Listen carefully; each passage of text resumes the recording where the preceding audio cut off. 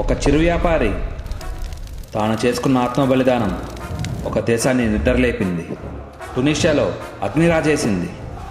ఆ అగ్ని కనుక పేరు మహమ్మద్ బోవాజాజీ. అది 2010 డిసెంబర్ 17.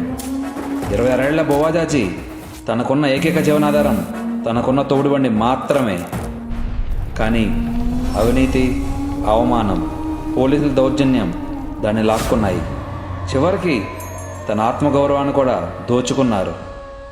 దీంతో తనను తాను తగలబెట్టుకున్న ఆ క్షణం ఒక మనిషి నిరాశకే పరిమితం కాలేదు. అది లక్షల హృదయాల్లో మండిన ఆవేదనగా మారిపోయింది. అప్పుడు టునీషియా మొత్తం ఒకే పిలుపు వినిపించింది, ఇక తట్టుకోవడం మాకు సాధ్యం కావడం లేదు అని.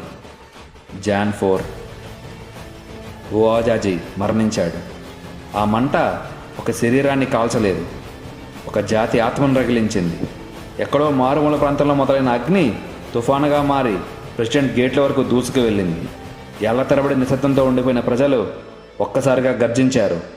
బోవాజాజీ అగ్ని ఒక దేశంలో విప్లవం అనే తుఫాను నింపింది.